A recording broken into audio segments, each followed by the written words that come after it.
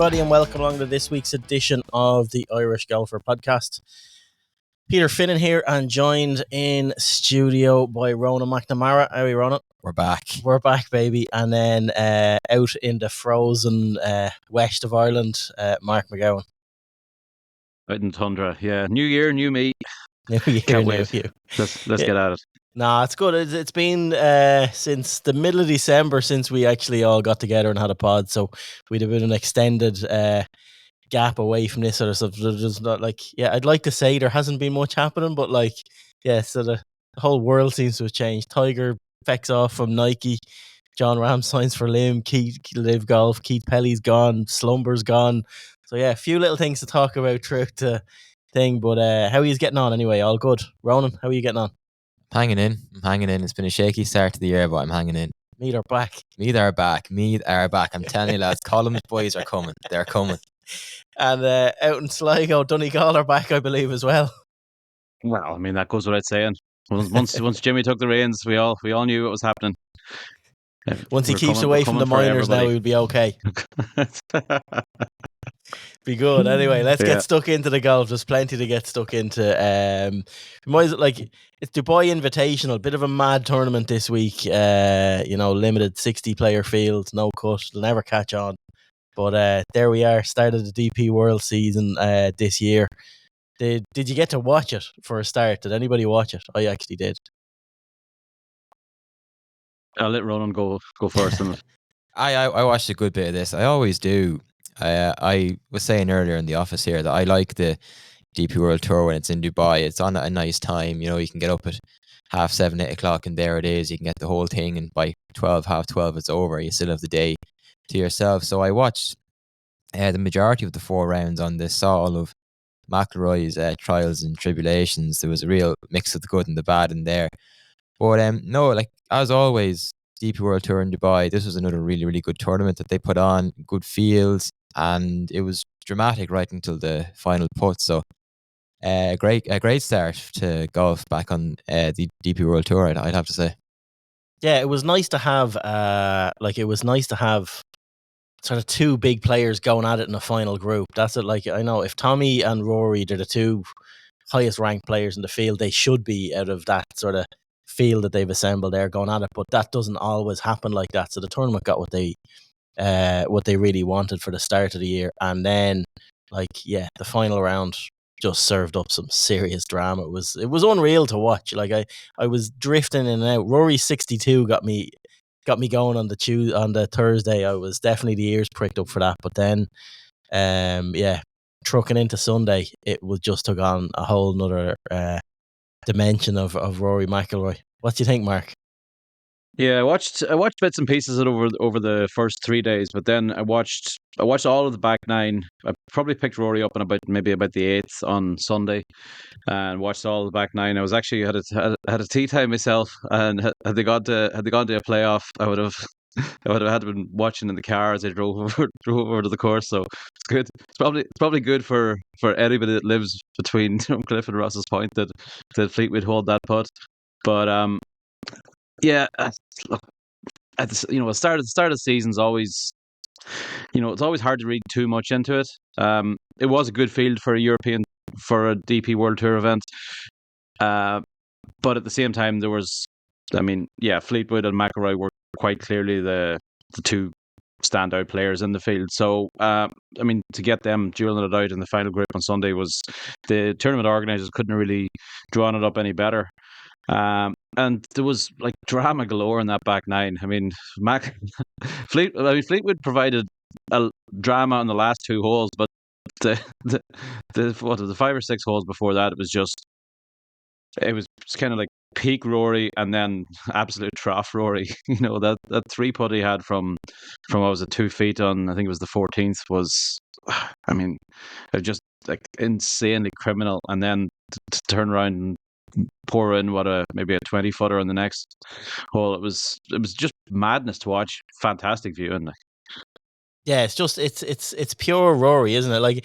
Literally that 9-hole stretch of golf summed up the last 10 years of Rory's career in those 9 holes. It was just roller coaster. He goes into like cruise control, bops in a few birdies, gets himself in contention, has a putt to go ahead, and 3 jags it out of nowhere. And then, like you say, follows up on the next. Like only Rory could follow up on the next, then holding a 25, 30 footer, and then kick on. Then Dewey does an 18. I just don't get it on 18. Like I don't. I know there's no.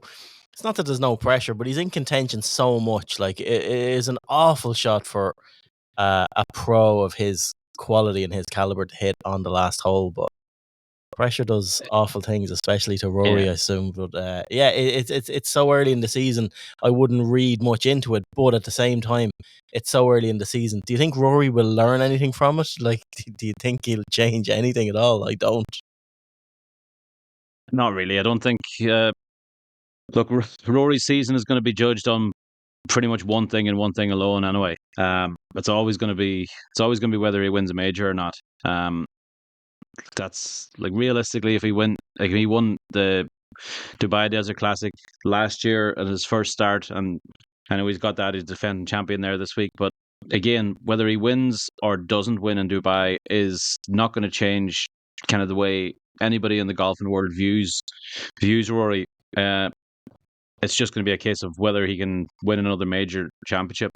That's gonna sort of really define whether it's a good season for Rory or not. So yeah, but he has come out saying that he's going to play like a hell of a lot more golf before the Masters this year, and you don't want recent scar tissue of being in the mix and not getting it done, being in the mix and not getting it done. That's all. Yeah, they're irrelevant tournaments to him overall, but he needs to be building, like, he is going away there with more questions than answers going away from into this week. Now, he could win doing handstands this week and it's all forgotten about, but statistics show that he doesn't win doing handstands very much anymore.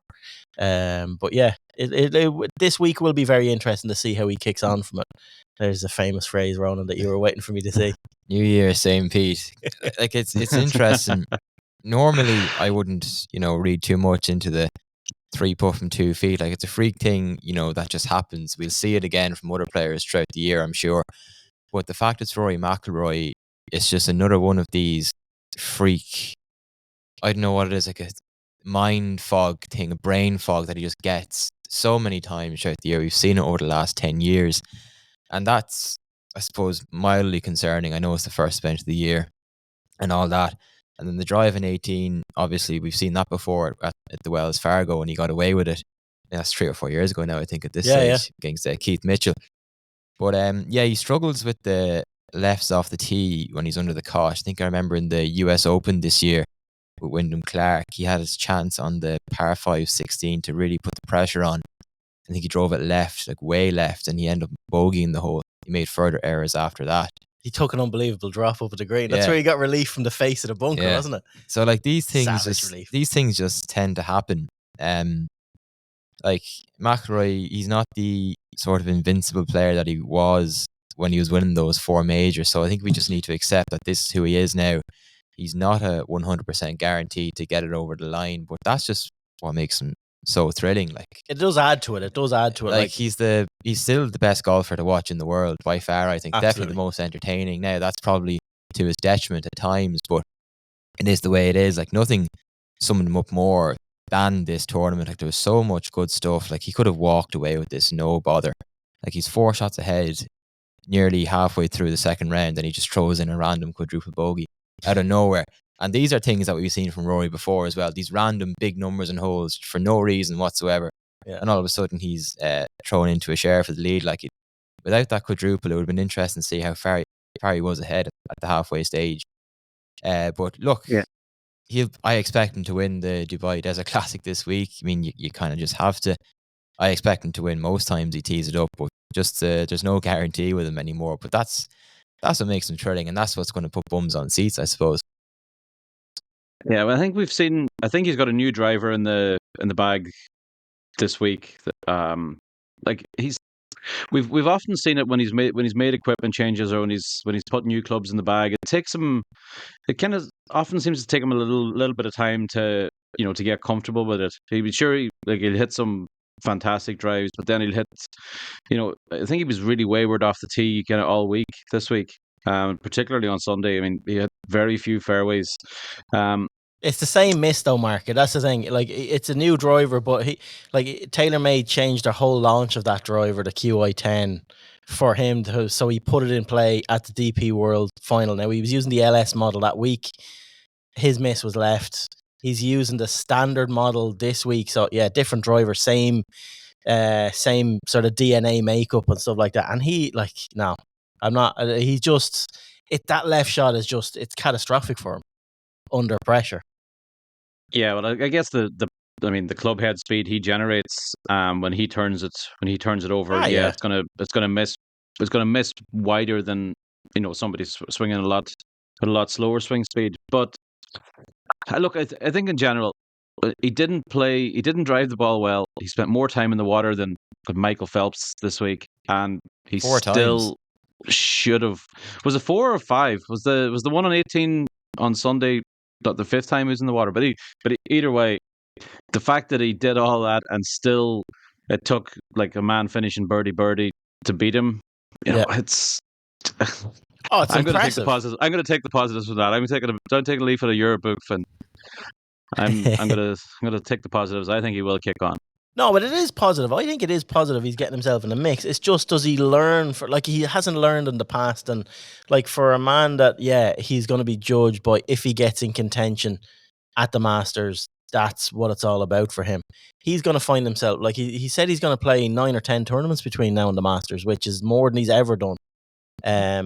Of those 9 or 10 tournaments, statistics show he's going to be in contention for 6, if not 7 of them. And how he deals with being in contention, how he can just get those familiar feels back and get some positive vibes will dictate what he does at Augusta if he gets in. It's not the course, it's not the it is how he deals between now and then with being in the mix and leaves no sort of grey areas of, when I was in this position last month, I was able to hit this shot and I just executed. That's all I want to see from Rory between now and then. Yeah, but it's interesting to say, we're talking about how great it was that he was in contention. There's so many things to be positive about. I thought he putted brilliantly, but that's going to be overlooked now because that's 3 buff and 2 feet. Good putting week. He did have a really, really good putting week. Held it really, really well. The put on 17. I know we talked about the put on 15 being from 20 feet or whatever, but to step up again on 17 and hold a putt of sort of similar length to the one he missed the second time on the 14th, I thought was quite impressive. He walked that one in. But you mentioned the Masters there. His driving also kind of went to pieces. That time he shot the 63 in the final round. 63, 62, 63? Yeah. 63. And he kind of got himself in the fringes of contention. He needed to do something pretty special. And he never really gave himself the chance. He was all over the place those last 4 or 5 holes. The bunker shot in 18 was brilliant and all, but he had kind of run his course at that stage. So there's little things that when he does kind of get the chance to really step on the gas, he's not doing that at the moment. So that's the one thing that I'd probably earmark against him. It's from 11 to 17 yesterday. Rory has a great habit of, when he has a free roll of the dice, he will go for it. And that's why you're saying we all love him, man. When you look, birdie 11, birdie 12, birdie 13, birdie 15, and it's just that 14th in between. He should have rolled that 2-footer in. And that's tournament over. He is literally smashing people around him, picking up 5 birdies in a row. He birdied 17 in as well, and then does what he does in 18. It's that human element I love about him. It's brilliant. Rory for the Grand Slam. That's it. I was watching the snooker last night, and Ronnie O'Sullivan did the same thing. He was 6-3 down against Ali Carter, and he was playing all this free-for-all snooker in the first session in the afternoon, taking on these ridiculously aggressive safety shots and playing doubles off cousins and everything. But once it was, almost like the back nine. This is trophy. This is trophy session now. Tuned in. He reeled off 3 or 4 frails in a row. Won 3 frames in a row. Yeah. Went to 7-all. Then he just coasted home. Rory needs to learn how to do that. It was watching Ronnie was like watching Tiger Woods in his pomp. Just once he gets a sniff, the lads are gone around him. Whereas Rory lets you in. He gives you a chance. Yeah. Yeah, I was watching that as well, and I liked your comparison to Tiger there because Ali Carter just like completely shit the bed really. Like once O'Sullivan got back on level terms with him, he just I mean He he did just a disappeared. Molinari Like down he that couldn't. back nine Yeah, in 2019. He did a pure yeah. Molinari on it. He's just between Molinari, Poulter, Brooksy, the whole lot. They all just the cat just sailed through. That was it. Yeah, I think there was a key. There was a key frame. It could have been like, or was it actually maybe was it the last frame where like Carter missed maybe a couple of pots in a row. Sullivan let him, you know, gave him chances a couple of times in a row when he came in and just he wasn't even close to making the pot. But anyway, regardless, we get off the snooker. It was a good win for Tommy anyway. That's all. Like it was a good win. I just don't like the way the boys are hugging it out so much after they're so friendly. We need a bit of bite in golf. I just I get it that they all get on and they're all good friends, but he's like when you're going through battle like that, I'd like to see a bit more needle out on the golf course. Don't mind them hugging it out afterwards. But Yeah, McElroy Yeah, kind I of think congratulating him after he rolled in the putt. I was like, it's it just just like I don't think you'd do that in a major, would you? no, it's a bit like it's too soft It's like for me. it's like oh, well done, Tom. You've won the O'Byrne Cup. Well Yeah. done. But there were some other good, like they're like further down the line, like the storyline for me this week is definitely this Ken Wayand or whatever his name is. I know I put it into the Slack group there on Thursday to you, Ronan, as in, can someone get a piece up? And I know you were busy off seeing Liverpool scrape by Fulham. You know that game last week.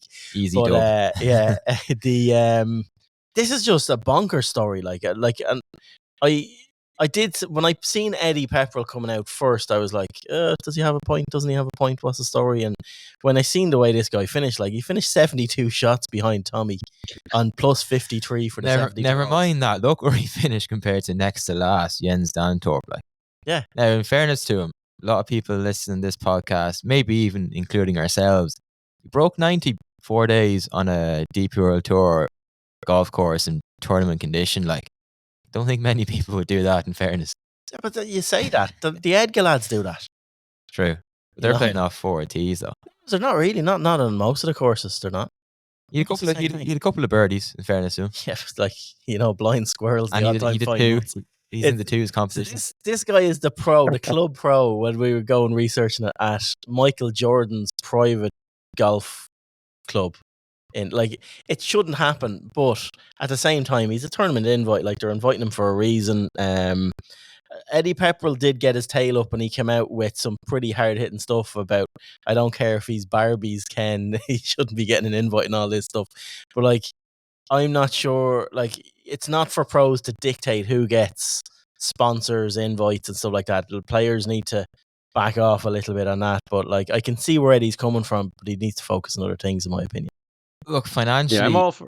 your man Ken Wayne doesn't need the money. I'd imagine he's well looked after. Yeah, but yeah. He's just like it's not his fault that he's there either. It's an invite. You're not going to turn it down. I don't care who you are, but he shouldn't be there. Like, It's not a good look for the It's tour. not a good look for the tour, No. especially considering it's a 72 hole no cut. If there was a cut, there's no doubt he would have missed it by a distance. And no one would Got no say money. anything. Be completely forgotten about. Yeah, No one exactly. would know who he is or care who he is. But he's walked away with $7,000. He's also taken up a tour start from somebody who may well have benefited from this and could have had a good week and kickstarted themselves the season. So Eddie Pepperell's right. Eddie Pepperell wouldn't have been there either. So, but look, he took a spot from someone, and look, he shouldn't have been there. It's a really bad look for the DP World Tour on a week that they probably didn't really need any negative attention with Pelly leaving in April as well. Eddie's done well from invites as well. Eddie's got a good. I remember Eddie writing some nice letters to the Dubai duty free at the Irish Open, and I remember him going on podcasts. He got new kitchens. He got new kitchen and everything now of the one up in Royal County Down that Soren Kielson won, I think. So yeah, he's done well. He's done well. So don't be giving out, Eddie. Just cool the jets. There'll be plenty more chances. No, I'm all for sponsors like getting a place or two places in a tournament. I mean, it wouldn't exist without the sponsors putting up the money. So Exactly. like they definitely are allowed to pull their weight a little bit. I'm just curious as to what the sponsor got out of inviting Ken Way and like if you're going if you want if why not invite Michael Jordan himself? Like, Yeah, if but you, outside of you say that outside of Rory and Tommy, Ken Wayand has taken up all the column inches Yeah. for the wrong reason. So like he's put them on the map. It's far from Michael Block, this fellow was raised anyway. He is a cut of the blockies, isn't he? yeah, I don't subscribe to the all publicity is good publicity mantra. But yeah, Um, if they give Michael Jordan a spot, if they want to get in with the Grove in some way or whatever, why not give Michael Jordan a spot? Like the whole world would be talking about Michael Jordan playing in this. If and Michael Jordan probably wouldn't have fared that much worse than Ken Wayne did. Like, No, Yeah. it was a good tournament. Like I'm slagging Frankie there a minute ago, Molinari. It's good to see him back in the leaderboard up there. Your man as well. I had to laugh actually. RTE the other day when I was watching their round report. Yannick Paul was up in contention, and they called him Paul Yannick. I think that's gonna stick for the rest of the year. They We're can call calling him what he Paul likes. Yannick. He's the man. We're calling him Paul Yannick for the He's rest the of the year. That's it. So yeah, so it's good to see Paul Yannick up there. Moronk was up there. Hodgard, like really good. It is a really good leaderboard for a DP World. I think the Dubai events always produce really, really good leaderboards, though. Yeah. Like you mentioned there, that Fleetwood and Rory going head to head there you said it was kind of rare that you get it. I think it happens a lot at the time. The big names always do well over in Dubai and Abu Dhabi, I think. Yeah. Now maybe that's something to do with the depth of quality in the fields, but like it always produces big names this time of year. No, it was It was good. good to see as well. It was good to see as well that a lot of the European lads who got their 10 PGA Tour cards through the race to Dubai last year, a lot of them played in Dubai. Like the Sony Open was on opposite it. The first event. It's a shortened PGA Tour season. Like to retain your PGA Tour card for next year, you can't really afford to get behind the eight ball early on in the season. So it was great it was good from a DP World Tour point of view to see those lads actually, teeing it up in Dubai. Now, I don't know, maybe they were getting appearance money to be there as well. Yeah, they were playing. There was a lot of. With, It was a pro-am format for the first 3 days, so they were playing with a lot of decent, heavy hitters in sort of global golf terms, I suppose, business-wise. So It was yeah. a 50-50 split between the 10 players. So 5 went to the PGA Tour and 5 played here. But I think the best 5 definitely stayed and played in Dubai. Yeah. Yeah. No, Agreed. it was good. And looking down the leaderboard as well from our own, like we had Tom McKibben teeing it up as well. Tom had an okay week. He'd a poor enough finish, 2 double bogeys on Sunday, like close out with a 72, 1 over par. But all in all, tied 25th, first week back. New set of bats in the bag as well. Like he's gone full Callaway now. That's it. So he's left TaylorMade under contract and signed a new contract with Callaway. So he's gone full AI smoke now. That's it. AI smoke. He's done. He's AI smoking it the whole way. New ball. It's a big difference. New golf ball will be a big difference because he was using the TaylorMade TP5 like since he turned pro. So new ball will be a big difference. And he seems to have coped quite well. Like his birdie count was still well up. He finished 5 under for the week. And still, I think he 16 birdies, 16 gains for the week. So it's just ironing out those mistakes. But yeah, Tom is he's in again this week, isn't he? Yeah, he's in again this week with Rory McIlroy and Porrick Harrington, apparently. Yeah, no, Harrington He's shaking off the collapsed lung. The pneumonia. He's got one more, so he doesn't need to do it. But yeah, no, it was good. Anything else from Dubai then? Tristan Lawrence, that man's a good player. Like everyone was saying he's going to spoil the party, and I was just sitting there thinking, I have no problem this fellow wins. This guy's a classy player. He's a unit, isn't he? He's a big man. Him and Fox. I'd love to see Fox going ahead in the front rows. Like the hippos go at each other with the mouth open there, going to the tusks, just banging the faces off each other. Yeah, for those of us who piled on a few too many pounds over Christmas, it's always healthy to see a good thick lad coming down the fairways in contention. A full back coming at you hard. Like a lot of the Christmas period was dominated by how old Luke Littler looks. This fella's 27. Like I could have sworn he was 35, 36. Isn't he 27? Like he's still a very young player. He's won 4 times in the DP World Tour, 67th in the world. Like this fella's going to be a very good player. That is mad, yeah. Right. enough on Dubai. PGA Tour, were you watching it last night? I watched this now. I stayed up to watch this. Yeah, I watched the closing stretch of it as well. I'll tell you, the first 2 weeks of the PGA Tour, for anybody that's been a great motivator for anybody doing dry January. No, Chris it definitely has. I actually have that in my notes as well. If John Daly's teeing it up this week, I'm lumping the mortgage onto him, because this is just like Alco's coming back from redemption the last 2 weeks. That's it. John Daly's not off the beer, is he? No, but like he can redeem don't tell me himself by that. winning something. But no, it was good. Like Grayson, like I think that's his first win since like 2017 at the Barbasol. Yeah, he won something like the Barbasol. Yeah, like that's a long time. Like the only thing that I remember Grayson Murray doing, is just acting the pure Mick, and then didn't he get involved with Rory last year? Rory, like in the players' meeting, and he told Rory to fuck off. A penny, walked out of the meeting. A penny for the thoughts of his great friend Kevin Na. Yeah, they were going at it for years, the two of them, jibing away on Twitter. Yeah, and didn't Grayson say Grayson, like when he told Rory to feck off last year anyway, walked out of the meeting, but Rory told him there's one way to get it sorted, just play better. At least he listened. Yeah.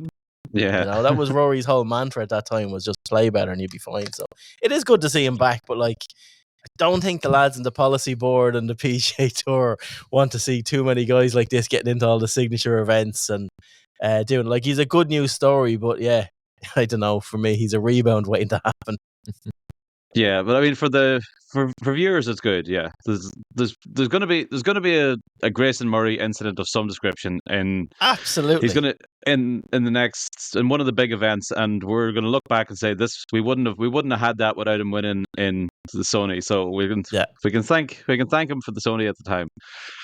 Yeah, and we do need bad guys. Like we do need the sort of, you know, good guy, bad guy situation. With it was hard not to root for him, I suppose, looking at it, because you know what he's been through. Like, in fairness to him, he's come off the Corn Ferry last year and just kicked straight on, and like literally took to it again like a duck to water, which I did not see. And now he's in all the signature events, which is huge. He lost a lot of weight as well. Like, he looks well. Yeah, no, he's obviously doing the right things. This is the time of year where the DP World Tour events in Dubai have the one up on the Hawaii events. Like, the field is shocking here. Top 10 is woeful. Yeah, but the world ranking difference then is shocking. Like how weighted it is towards PGA tours. That's an age old thing at this stage. But yeah, I really wanted Carl Ewan to win. Yeah. Like, how can you shoot a 63 and not even get into the playoff, man? Yeah. He didn't really shoot 63. I wanted him to win. I wanted him to win until that drop on 18. Yeah, that's what I mean. He didn't really shoot 63. He shot 65. Yeah. It was the worst. It's just real. Like, it was atrocious because the thing cleared the... It's the other side of the roof of the grandstand. It's there'd be lads aiming over the hospitality. It was the other side of the roof of the houses alongside the fairway. It was in some fella's backyard, three roads over. Like, it was miles out.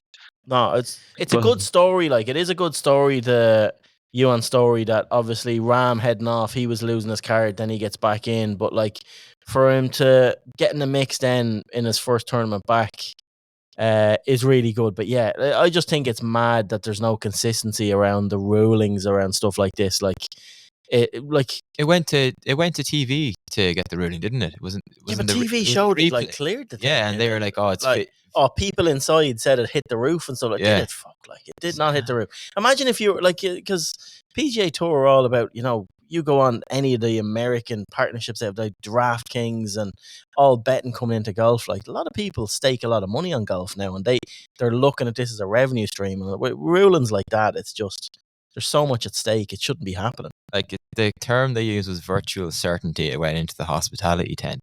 Yeah. And where's the golf ball? How come you can't find it? Yeah. Like, scandalous. His swing, though, is bloody brilliant, though. Yeah, no, he is a good player. He is a good player. We nearly had an Irishman winning there, actually, Keegan Bradley. Yeah. I can never get used to his glitches. I don't mind him so much. I know he's very. I won't even say he's polarizing. I think most people hate him. But I actually like Bradley for some reason. He is slow at every, but he's not egregiously slow. He just takes a long time with his sort of like his back and forth. Is kind of like, you know, unable to kind of step into the shot. But once he actually does step in and get over the ball, like he's pretty quick. I mean, if you compare that to the likes of a Brian Harman or somebody like that who's over the ball for ages and backs off it and gets back over it again and looks up and down and up and down and up and down and up and down and up and down and eventually pulls the trigger. I'd rather watch Bradley kind of like, you know, sort of jaunting about behind it and then stepping in and swinging.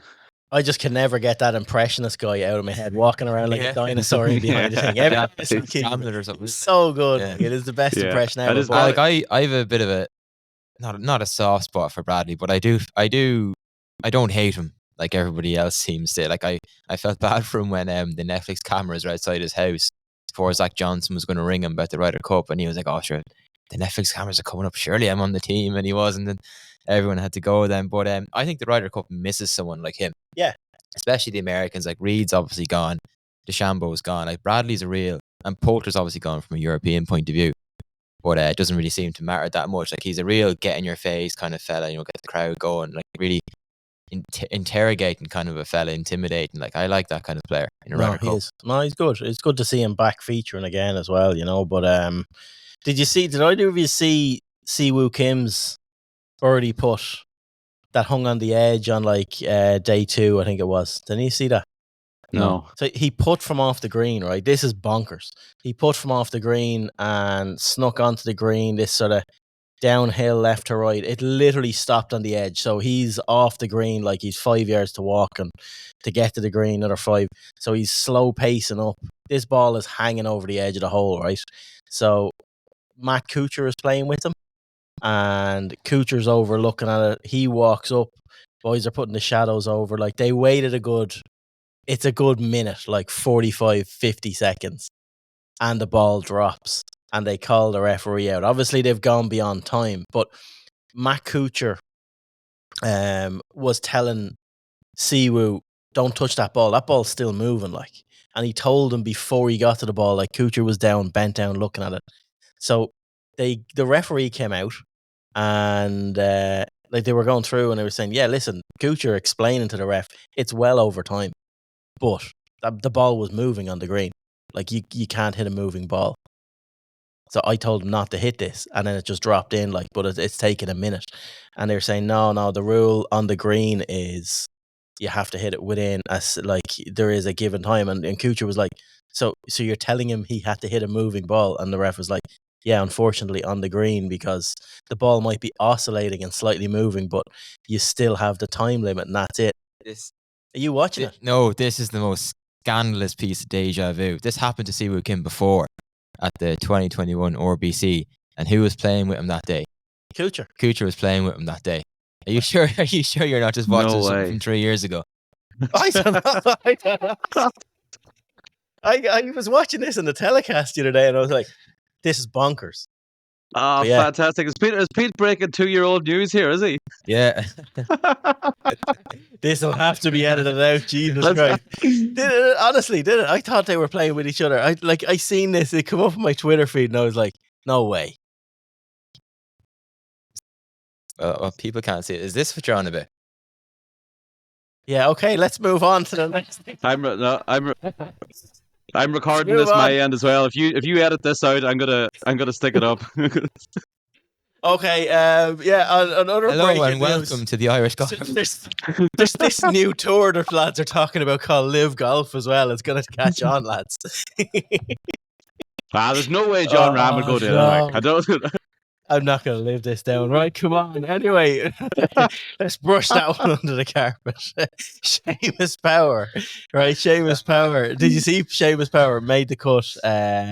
It's, he had a Friday 66, made it on the mark. But, yeah, he got weekend play as well. It's good to see him making a cut, kicking on. He did finish tied 74th, but it's the first proper cut he's made, really, since the John Deere last July. So, yeah, nice to see him making a bit of progress. Birdied his last 2 holes, but at this stage, it's just about the reps, isn't it? Yeah, like you can worry about the form come February or something like that. Like it's just about getting back out playing competitive golf again, getting used to being back playing. Like I wouldn't really read too much into his results. And he's into all the signature events, finishing 50th last year on the FedEx Cup. So he kind of has his year mapped out calendar-wise. He's in all the big money events. He just needs a couple of decent weeks to get himself back up because the world ranking is slipping a little. So he just needs to keep going. But on the positive news, looking at it, so he surpassed 11 million in tour earnings this week, that's huge. Like considering he's only been out there since 2017, considering where he was 4 or 5 years ago. Like it's an incredible amount of money. So fair play to him. Yeah, hard work pays off. I would say the worrying thing about Power this week is that his putting stats were horrific. He was really good. It seemed like he was really good tee to green, really good around the greens. But he lost over 9 strokes putting, which I mean, so I just looked at it. Had he been zero strokes gained for putting, he'd have been in the top 25. He'd have been like tied for 24th. Which, I mean, look, these things, anybody can have a bad week. Last week at the Century, he was good on the greens, but the rest of his game was a little bit ropey. And I suppose, look, when you're coming, returning to competition, like, you're going to have inconsistencies and everything. You're going to have a lot of that. Like, but I mean, he gave himself so many 6, 8, 9 footers this week and missed almost all of them. Like a lot of his birdies came on big par 5s or the shorter par 4s where it was really good short game, or that's he got the ball into near kick-in range and tapped it in, and a lot of 3 putts as well. So anything kind of in that sort of anything outside the 4-foot range, seemed like he was really struggling over this week. Yeah. So, but look, that happens, So hopefully it's an aberration rather than a trend starting. Yeah. No, it's a cut made, like we were saying, when the gun was to his head on Friday, he posted a moving like a 66 on that day to make the cut in the line. So he's shown positive signs of coming back from the injury, and it's all trust and reps, isn't it? Like Ronan said. So, and he had a little bit of help. Joel Damon had a 6-footer on the last hole, which would have, if he got it, he knocked 17 guys out, and Jolie D, the man of the people, he duly missed. He invited them all. Come on, lads! It's great crack. Stay in Hawaii. I would say he had 17 lads queuing to buy him a drink that evening. Exactly. No, I think that's it from the PGA Tour. Anyway, there's plenty of other stuff to kick into. Like there's so much happening in global golf. Like we were saying, Keith Pelly, Elton John, as some lads call him, is off in April. Guy Kinnings to take over. Slumber's out the gap too.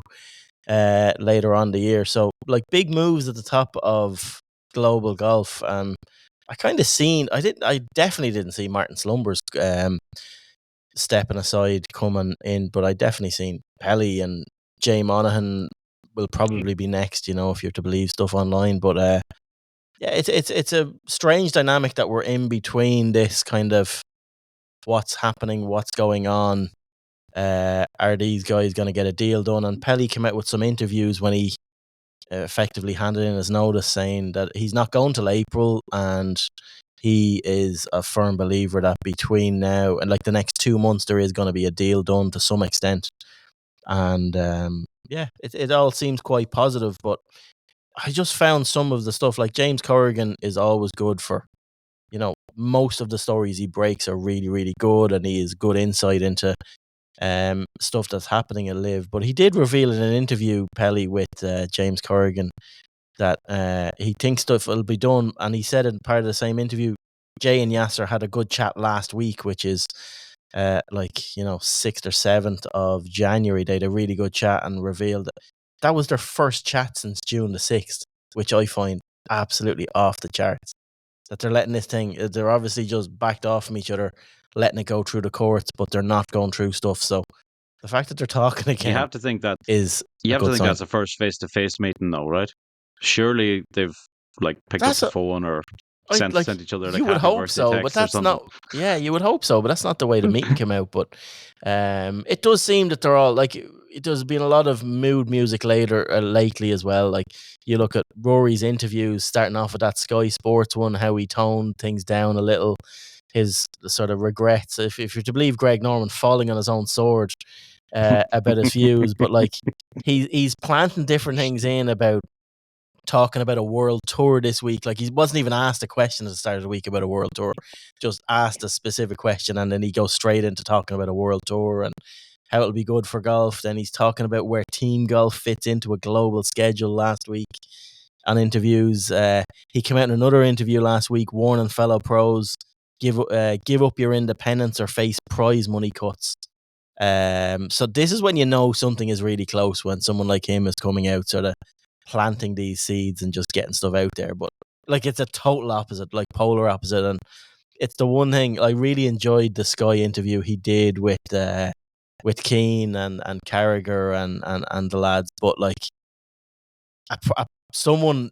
no one followed up on anything that he said, because it was like the polar opposite of stuff he's been spouting off for the last. It's the one negative on Rory, is just he trips himself up. Like he is the press's dream. He just talks and talks and talks. Yeah, he's had a a complete U-turn, and like on the Overlap podcast, no one could push him because they didn't know what he was talking about. No, that's it. Like, so no, but it was a good interview though. It's nice to get like he shared an awful lot more there than he normally would, because they're footballers and athletes talking to each other, and more from the mental side of things. But he gave a lot away about the Masters and about his lead up to Augusta, and Ian Wright was able to poke some stuff out of him, which was good.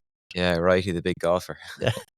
But it is. It's just we're in this mad time where everybody knows it's unsustainable what's happening, and Rory is kind of planting those seeds. And I did see, like, I was reading stuff over the last couple of weeks on the value of golf and where it stands. And when you look back into last year, like in 2023, no golf telecasts were in the top 100 sports broadcasts in the States.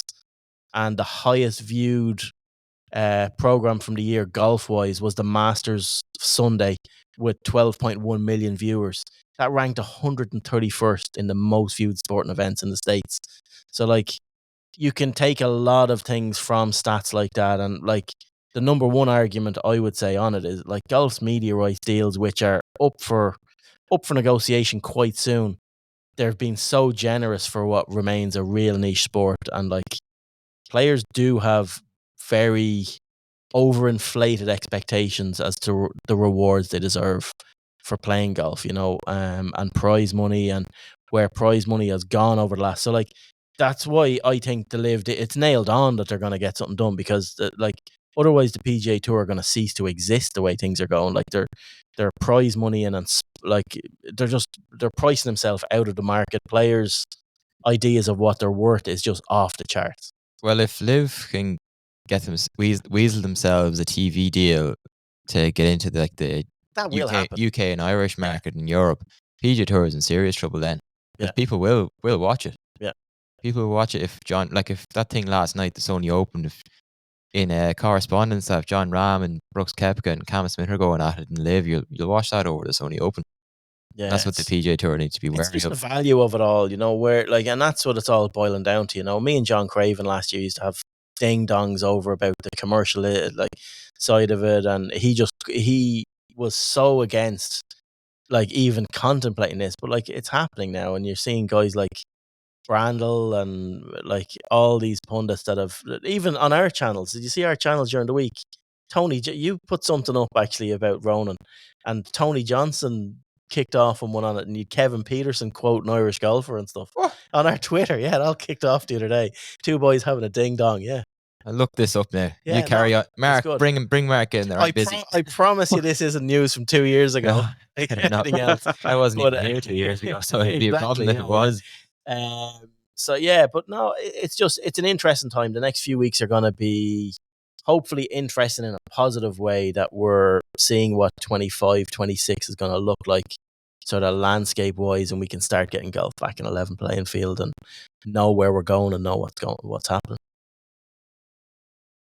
I think with the PGA Tour as well, we're going to see now. We saw it to an extent last year, and we're probably going to see it even more this year now. Is that there is going to be really like two tiers on the PGA Tour. You're going to have your signature events that are going to have the big names in it, and then these other events, which like the Sony Open was this week, where the field it's basically the tour filler, and it's not going to do anything for TV ratings. You might see a little bit of a jump in the signature events when you have your McIlroys and your Scotty Scheffler and those guys, but nobody's gonna be too bothered about, like, the Sony Open this year is going to be watched by no more people than watched the Sony Open last year, probably less than watched it the year before. You're going to see that trend across the board in it, and yeah, as you said, like, golf is completely overselling its value at present, and yeah. No, it's. I see Lowry's in the field this week as well for the American Express on the PGA Tour, so that was a nice shout that he got from that. He obviously knew about it before Christmas, and he wasn't going out to Dubai and starting the way he normally would. But he's someone as well that needs to kick on. It's not a signature event though. It's one of the regular tour events. So he's in that anyway from as a PGA Tour member. But he needs to really play his way. Like, he needs to kick on the PGA Tour big time, and like, he needs to pick up some results like Grayson Murray has done and get himself into these bigger events. Yeah, I would suspect that he may get an invitation into, I think, the Pebble Beach Pro-Am is the first, the former Pebble Beach Pro-Am is the first one, isn't it? Yeah. I've suspected he may know that he's going to get an invite to that. Otherwise, I think he probably would have made a bit of an effort to try and play his way into the during the FedEx Cup fall season. But he just took a complete break from golf. So I'd imagine that he was kind of given a nod and a wink that you'll be okay for that one. But yeah, he can't afford not to hit the ground running either. None of the guys outside the top 50, outside of those signature events, can afford a slow start to the year if they want to, if they want to really, cement their place in that top 50. Oh, it is. No, anything else to hit on then from the States? I think that's pretty much it, is it? That's pretty it, much, I would say. Pretty much. You've something you want to do before we get into heroes and villains. You've something you want to do. Yearly predictions, you said. Right. A couple of I wrote down a couple of things, a couple of over-unders. We can check back, or I'll note them down and see what we say. You're not allowed to predict anything about Donegal now. Well, Sam's coming back to the hills. We know that much. Oh, stop. That's for sure. Right. We'll start it off with probably the annual one at this stage. Rory McIlroy major wins, over or under. Over 0.5 is the line. So basically, does Rory win a major or not this year? Yeah, he wins multiple majors for me. He's got to win 2. So Pete's going for the over. He'll win 1. Ronan's going for the over. Okay, I'm going under. I hope this is one I hope I'm wrong on, but I'm playing the odds here. Right, go on. Right, next one. Number of starts by Tiger, not including the Hero or the PNC. Number of starts. Over or under 6.5. I'd go over. Yeah, I'll go over as well. I think he's going to play 8. I think he'll play. So he's going to play 10, the 4 majors. He's going to play the Genesis. That's he's going to 5. play. You need 2 more after that. I think I'm going to go over as well. I think he's going to play probably the Players and Bay Hill or the Memorial. A really quick one. I know you have a set line of questions, but like, I just want to throw something into the works there. So at the Masters this year, who do you think finishes higher on the leaderboard, Tiger or Rory? Rory.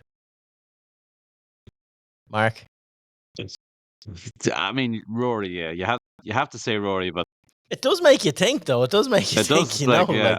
Rory first, Tiger second. What? Yeah, go on. That'll be some final group. Yeah, I'm going for that. Yeah, Rory to get the green jacket. Tiger on the 18th. Yeah, it's one of those ones. Probably unreal. if Rory makes the cut, he finishes higher than Tiger. Easy, Tiger. But That's like blasphemous talk coming out of you there. Right, go on. Next and no, yours. I'm going Rory and that no, as well. no. I mean, the two of them could make the cut, and Rory will play well over the weekend and finish with a top 10, and Tiger could play solid throughout and finish 25th. Right. Right, go on. Next one. Combined Irish tournament wins on the DP World Tour, PGA Tour, LET, and LPGA. So effectively, we've got McIlroy, Power, Lowry, McKibben, Leona Maguire, Steph Meadow, Lauren Walsh, and Olivia Mahaffey are probably going to be the 8 players that are going to be. Are you counting seniors with Harrington? No. Oh, Well, Harrington good. counts. Harrington That counts would if he only wins just- in the PGA Tour or the DP World Tour, but not if he wins in the Champions Tour. I'm going So 6. I'm setting. Do you have to wait for the over under? Go on. But the over. I've set the over under at 6.5. So we're thinking in the same ballpark. Yeah. I'm going under that. I'm an under on that. Yeah, I'm going under. I'd There are a few grey areas around this though. Like Leona Maguire could win on the LET, but play one of those Aramco events where all the LPGA stars go and play. It just counts over. Whereas, like, I don't think we'll have a proper LET winner this year from Walsh or Mahaffey. Yeah, but let's. But that win will count. So That I'm win will going for count, I'm yeah. going for the over. You Go lads on. you lads are taking the miserable bets. That's like back in there'd be no 9-darter in the World Championships. Nobody Yeah. wants to be on that bet. Didn't even come close this year. But no, like Rory will win. But nobody if nobody Rory has wants a to be great on the year, under. Rory wins 2 or 3 times. And then, no one else is a guarantee. Leona might win once, and then that's maybe it. Right. Well, we'll see. Obviously, we'll see. Then we have Shane Lowry major top 5s 0.5. So does he have a top 5 in him this year or not? Yes, I think he does. Yeah, over. I'm going over. I'm going well over on that. Like Shane is one of the best ball strikers in the game. I think he'll have 2 top 5s. Yeah, it would not surprise me if Shane gets in contention and does. Really, I've already predicted that Rory's going to win 2 of the majors, so I'm putting Lowry down for the Open or something. And McKibben, Harrington, who's going to win the other one? I know. I don't know. Harrington Mark Power could get his act together now and get into the PGA. Well, he could get into the US Open or Open Championship easy enough. Exactly, qualifying. Mm. Right, next. Where are we next? Okay, we're now on to Seamus Power world ranking by year's end. Over or under 89.5 in the world. Oh, this is a sickness. It's going to kill me. He is currently ranked 89th. I think under. I think he's actually going to steady the ship. Like, you have to base it on, and if you go the other side, I can totally understand why, but I'm basing that on his injury being behind him and looking at the ball striker that we know Seamus Power is. I know he had a bad putting week, and you've highlighted that earlier in the pod, but like, he strikes the absolute shit out of it. He is such a quality player, and he spent years inside the top 50 in the world and comfortably inside the top 50 in the world. So yeah, I'm gonna go. He's gonna finish this year well. I think because he's in all those big events on the PGA Tour this year, it's Yeah. easier for him to retain his world ranking. So I'm gonna say under. I think he'll get back around the 70s, 80 mark. I think he'll be solid. That's 3 unders across the board then. So yeah, I agree with all you said there. I think top 50 isn't definitely not without a reach for him. Right. How many more of these you've left? I've got 3 or 4 more. Right. I'm enjoying this. Yeah.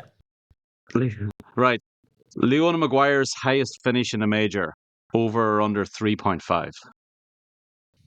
Highest finish in a major. Does she have a top 3 in her this year in a major? And ties do count. Yes. Yes. Just like was categorically. That yes from both there, was it?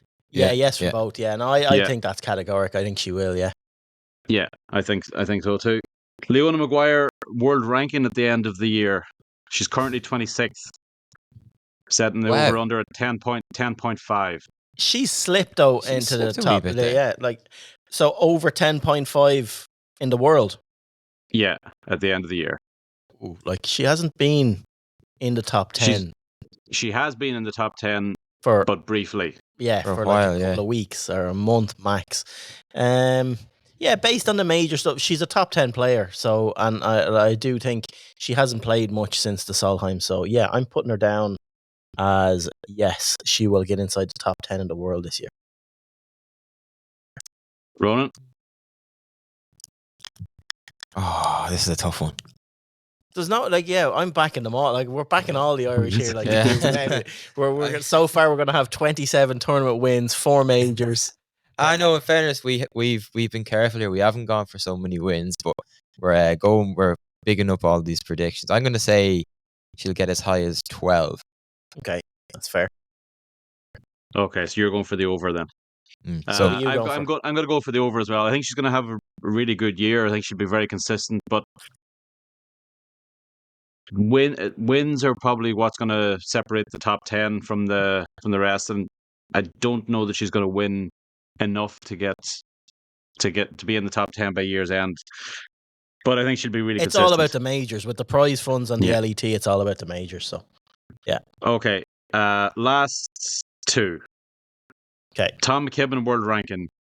He's currently I lost this one. He's currently 160th, I think. Yeah. Right. What's the over I'm under? setting it at 109.5. Oh, easily. Tom McKibben's going to be in the top 75 in the world by the end of the year. Yeah, be in the top 100 by the end of the Top 100, yeah. Like that's what I mean. He will be definitely. In saying that, a world number 160 is an absolute shambles for his ability, like, isn't it? It's just not reflective of how good he is at all. No, 100%. He should be way higher. He should be. That's because he's not getting much of an opportunity to play in the bigger events in the States. He will make his way. Like I do have, like we don't have much to hang on to in Ireland of what's come through in the last number of years and actually moved on and did something on tour. And yeah, I do not think Tom McKibben will be waiting around on the DP World Tour for more than 2 seasons. I think he will claim one of these top 10 cards. Okay. Yeah, well, and the last, he said that's his goal for the year to get one of the top 10 cards. So yeah, I think we're all going for the under there. We've been pretty unanimous across the board on most of these. A couple of ones we varied on, but the final one, Shane Lowry's world ranking at the end of the year. He's currently 43, and I'm setting it at 30.5. Over for me. Because like from where he is to like 30.5 I think is punching, but he is going to have a good season. But like even when he was having really good seasons, he was always in around the top 20 to 30 players, you know. You have to win a lot to get into, and he's not in the signature events, which is I think it's gonna harm his chances. Yeah, he probably to get into the top 30, he probably needs to win at least once, have that major top 5 we're talking about, and get into good 4 or 5 of the consistency signatures. outside of that. Yeah, he needs to get into a few of the signature events. I'm going under. Go on. I know Shane Lowry just strikes me as a good 28 man. Yeah, no, that's it. 28 in the panel. Well, hence why I set the over under at 30.5, just to lure you in there. But I'm going to go under as well. I fancy a good year from Lowry. No, I do as well, but now it looks like I'm Lowry bashing. No, I'm not. I think he's going to have a great year. I just think he's starting off behind the 8 ball because he's not in the signature events, and it'll be hard to get into them. Right. So we're agreed on the. Actually, no, we vary on the major wins for Rory. I'm saying he won't. You're saying he will. All agreed on Tiger. All agreed on Seamus Power. All agreed on Leona top 5 or top 3 in a major. I'm going over with the the Irish wins on across the major tours.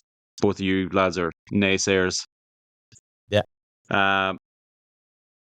You're going over the Lowry world ranking, and you're going under on Leona in the top 10 in the world. Other than that, we're all agreed. Yeah, right. We'll write all them down. Have it all noted here. You can see that.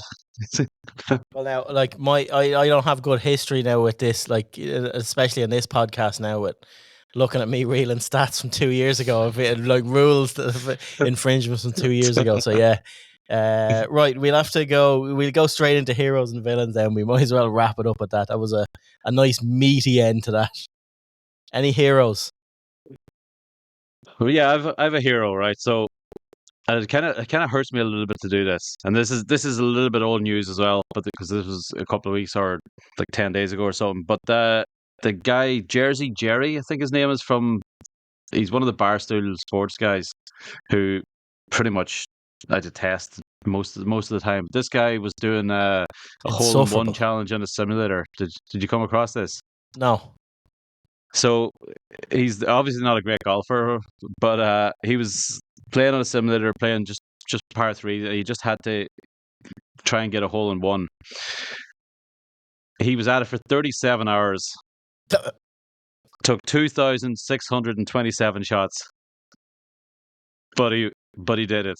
His hands were in ribbons, bleeding. He was like He'd hands like Alex taking half an Noren. hour breaks. He was absolutely beat up, but he did it, and I had like there was massive numbers watching him on a YouTube live stream apparently, and everything. So fair play to that man. That's some serious dedication to the craft. Any heroes, Ronan, for you? Uh, If you think about it, no. No, probably not. I'll give it to Tommy. Why not? I bashed him there last year during the summer with Mark on a podcast, so I'll give him this one. That's right. You made him your villain because he missed a putt. Yeah, and he still did. That was a shocking bogey on the 16th, by the way. I'm not completely giving the win to him. There's still something there. He let it go when he was leading, and that's not good enough. Yeah, I'm gonna have to agree with you. I think I'm just gonna go. Like, it was a toss up for me between Fleetwood and it's just nice to see someone like Francesco Molinari back. So, he's gone through a tough couple of years as well. So nice to see him back. So, I'll split it between the two lads. Then villains. I'm gonna kick off the villains by going last week at the Century.